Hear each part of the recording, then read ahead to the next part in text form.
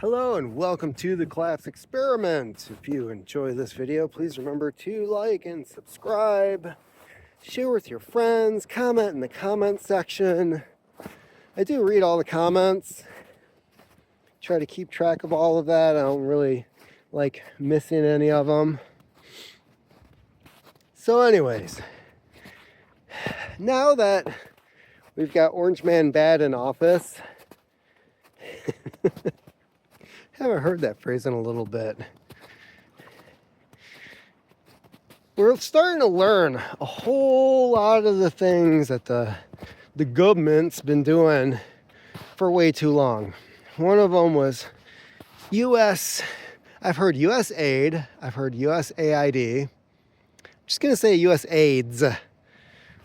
It sucks the life out of the system, killing the dollar. So there's a recent interview with John Kirikow. I hope I'm saying his last name right. He's a Greek, he has a Greek background. He speaks Greek. He was part of the CIA in Greece. He's been doing a lot of interviews lately. There's one that I listened to recently where he was talking about how during 2009, he was sent to Afghanistan by John Kerry to look into this whole poppy field opium thing. Because remember at first, the government was, we're taking care of the opium production, blah, blah, blah. That's not going on. And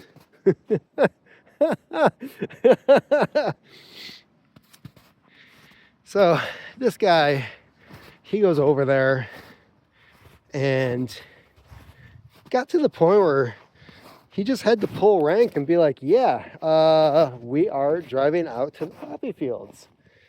Because all these guys were like, we're not going out there.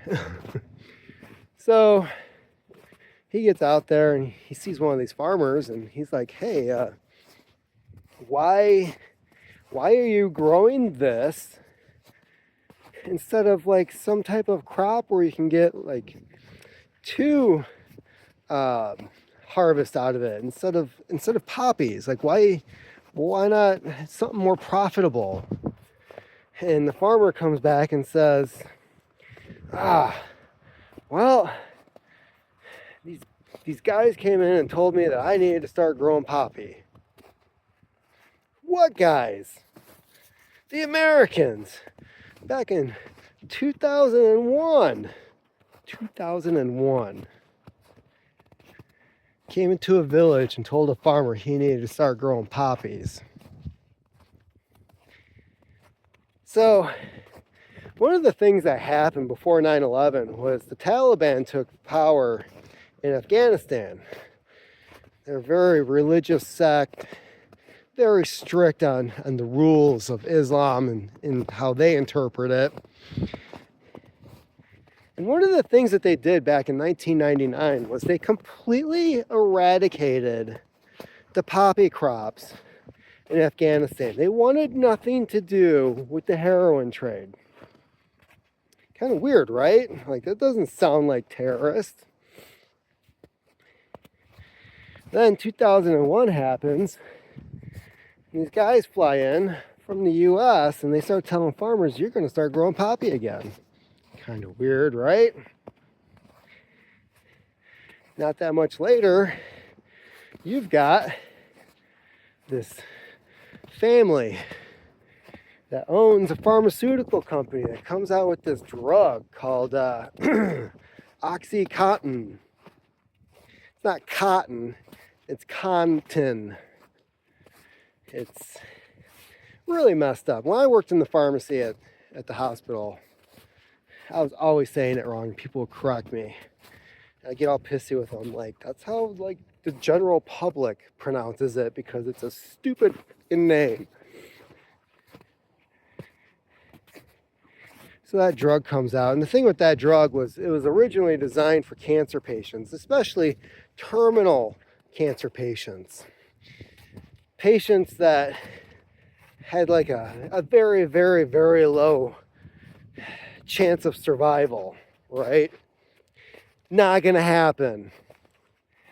So this drug gets approved, and one of the issues was it didn't matter if it was if you could get hooked on it, right? Now this was a narcotic, a very well controlled in the hospital narcotic.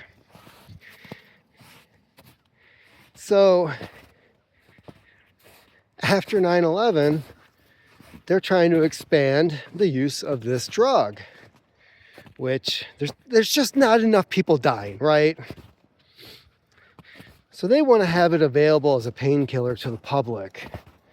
So they go back to the FDA and say, hey, we want to get this approved for expanded use. And at first the FDA was like, well, you know, we have to do this testing to make sure it's not addictive. And they're like, well, it's already been proven not to be addictive.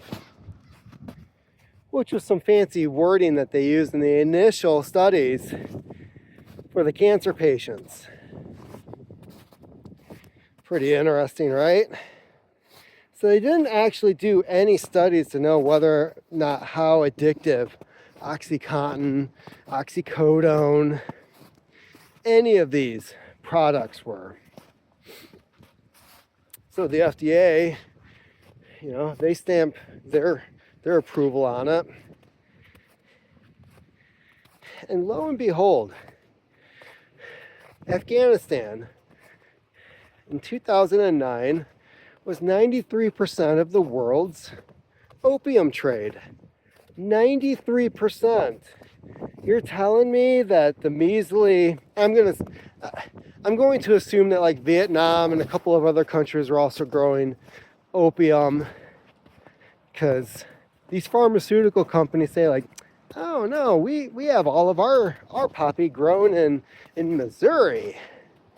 It's all verified to make sure that it's clean and the highest quality. Really?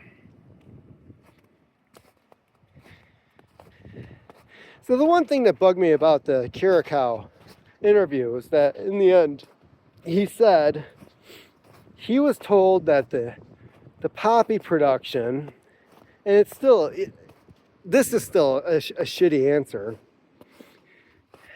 The poppy production was good because all of it gets sold to Iran and Russia. And it's wreaking havoc on their societies. For one, I haven't seen any evidence that any of it was sold to Iran or Russia. It's just what he, keep in mind, former CIA, was allegedly told by an operative when he asked questions. Oh no, a tree's moving. Get it, dog. So, there was one comment on the video that I thought was interesting where somebody was pointing out that doesn't mean that even if the drugs were sent to Iran and Russia, that they weren't exported and shipped to the US for the opioid epidemic here. Fair argument. Can't get any more OxyContin. A lot of people were using that instead. The other thing a lot of people wanted to point out, and I've done so in the past, was the fact that funny how he pulled out of Afghanistan as soon as fentanyl took over the market. Synthetic form of heroin, highly addictive, can easily kill you.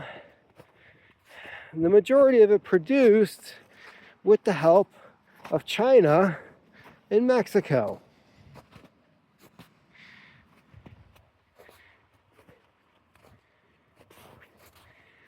I have read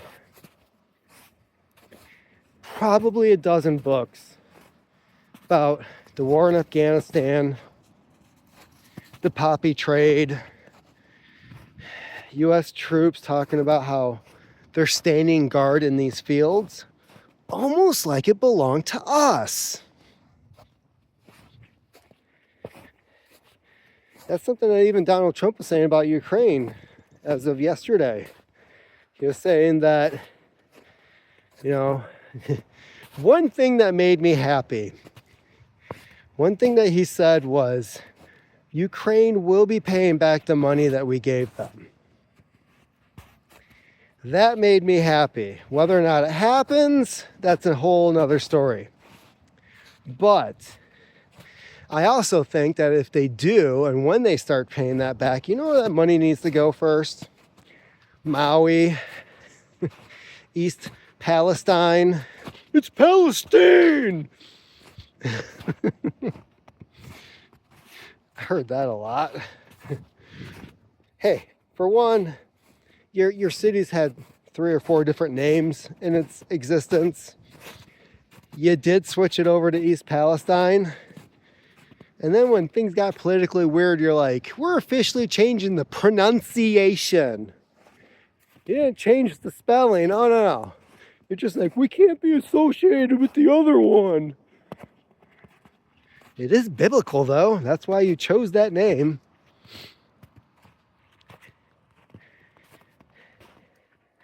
Now, for years, I was reading these books. And I was trying to find something. Like, just one line.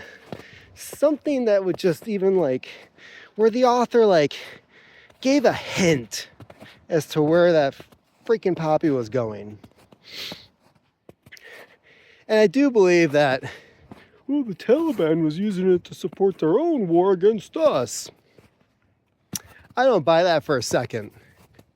Not at all. I think that was just some bullshit that was fed to the American people during the war. And I remember them getting backlash on that because they were like, well, if the Taliban is selling it to fund their war against us, why are our troops guarding the poppy fields? Fair question. Did they bother answering the question? No.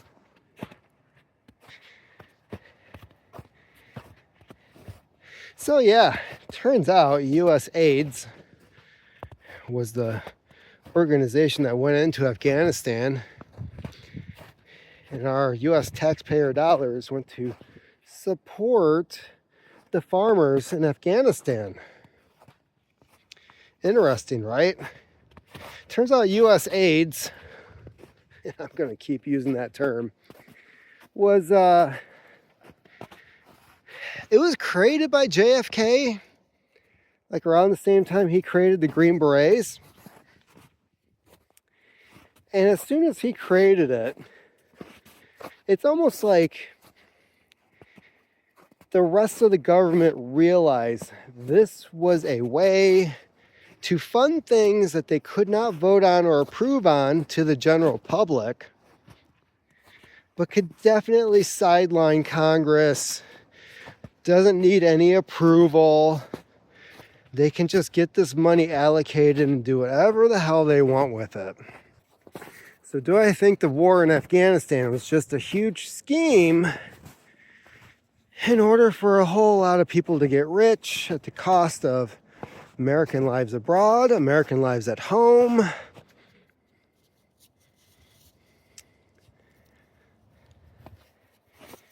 You know, I forget what the percentage was, but there was like a good, no. I kind of remember the number now.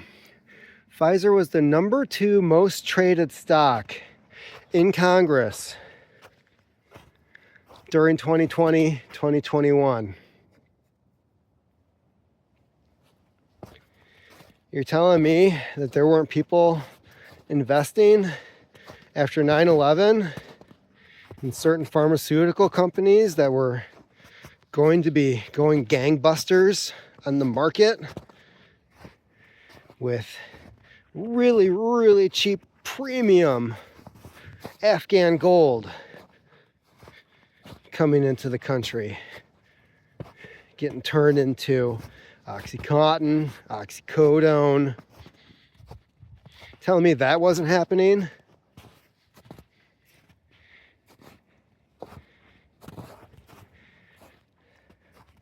I bring stuff like this up to people, and they'll say, you're trying to say that our government was profiting off of the deaths of American people. Yes. And then I get that look of like, you're crazy. You're out of your mind. Why would they do that? They don't care about you. Remember that $400 or $600 during COVID that was supposed to pay your rent, your groceries, your electricity bill, put gas in your car, get you through the pandemic? You remember that? But at the same time, they bailed out all these major corporations.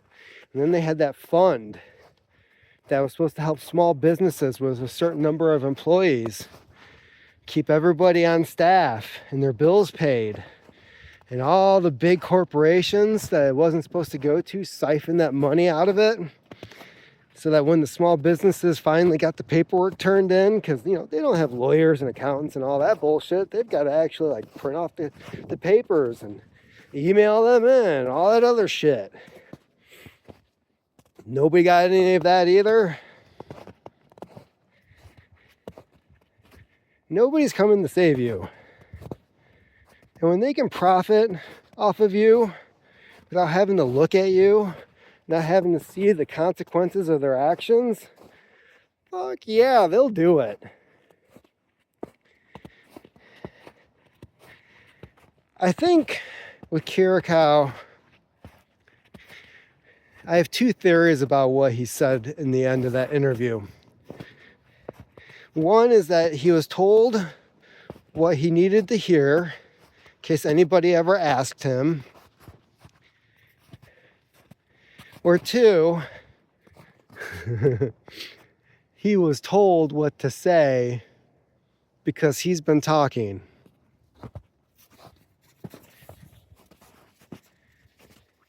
I don't believe for a minute that stuff that we were protecting went to Iran or Russia. Are you serious? You're telling me that we were not regulating what was going in and out of the country that 20 years? You freaking serious? Like if we saw a shipment of something being shipped over to Iran, that we weren't going to halt it? What do you mean you're trading with Iran?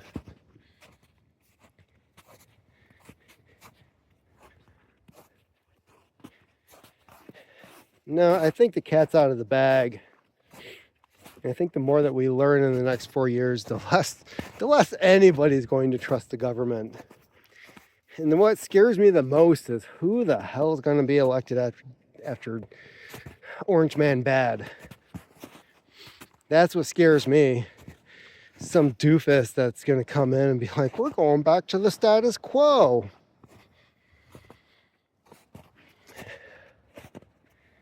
It's bad news. Bad, bad, bad. It's kind of reminds me of when Clinton was in office. And when he left office in 2000, no, 2001, that was when he left office, was 2001. And the federal government had a surplus of cash. They're at the point where they could actually start reducing taxes for the American people. But then 9/11 happens. And all of a sudden we're in debt up to our eyeballs again. Kind of interesting. So I think the initial, the first 90% of Caracao's story, I believe that to be true. Like how when he asked, what Americans? And then all of a sudden the guys that he's with are like, we gotta go, we're under attack. And he's like, we are not under attack. Because heaven forbid he actually learn what the hell is going on over there. No, I for one, I think if he actually got some answers, he might not even be around these days. Seriously. And yeah.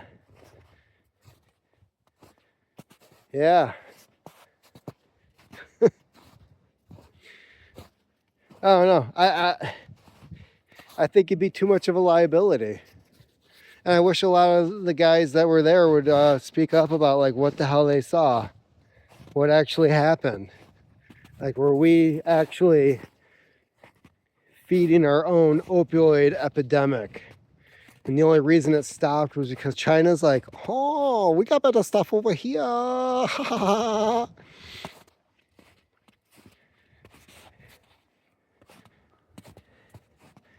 There was a guy, I think I talked about this before.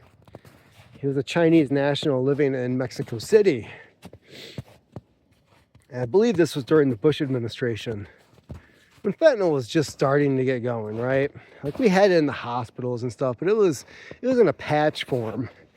And even the patch, like even a used patch, had to be disposed of in a very specific, documented way to prove this thing is no longer in existence. One of the nurses I worked with, she screwed up. Didn't realize this. There was a cancer patient on our floor that had a patch, and it stayed on for, I think it was like 3 or 4 days, I forget. But it regulates the dose, right? You're only getting so much in your system through the skin for a certain period of time. So she takes the patch off and puts it in the trash. And then I go to clean the room. Well, the first thing I do is clean all the surfaces. Any garbage, wrappers, or whatever goes in the trash, and then I pull the trash. Well, some alarm bells went off. Not literally, but some people came up to the floor and said, hey, we need to know where this fentanyl patch is. She goes into the room and is like, I put it in the trash. And they noticed that the trash was empty. So then they hunted my ass down. Where'd you put the trash? Meanwhile, some guy's like rummaging through my cart, looking to see if I put the fentanyl patch on my cart. Like, I'm gonna take it home and get high, man. I said, well, it went down the trash chute just like all the other trash. So then they go running downstairs. They ended up finding the patch exactly where I said it would be, in the trash. The nurse got a schooling on proper protocol when disposing of a fentanyl patch. But this Chinese national, they actually did a DEA raid on his apartment in Mexico City. They didn't find him, but they found something like, it was either $300 or $800 million. I mean 300 million, not 3 million. No, it was somewhere in the range of like $300 million to $800 million in cash. Mostly US dollars. A lot of it was in other denominations too. But his apartment was stacked with cash. They didn't find him initially. What ended up happening was they seized everything, of course, and then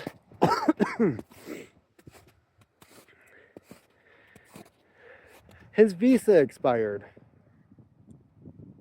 His visa expired and he was taken over to ICE, and then somehow ICE put him in the system, and that was when the DEA and everybody else showed up and said, he's going to prison with us.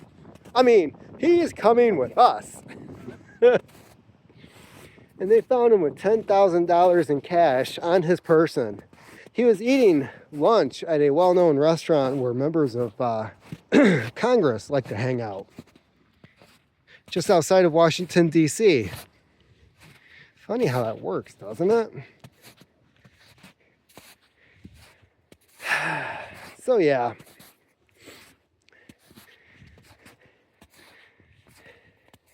What do you think was going on during the Afghan war? Were we purposely supplying our own demise, killing our own citizens, feeding this epidemic? Was it going to the pharmaceutical companies? Let me know, because as you know, I've got some theories. I'm just tired of us getting screwed over all the time. All the time.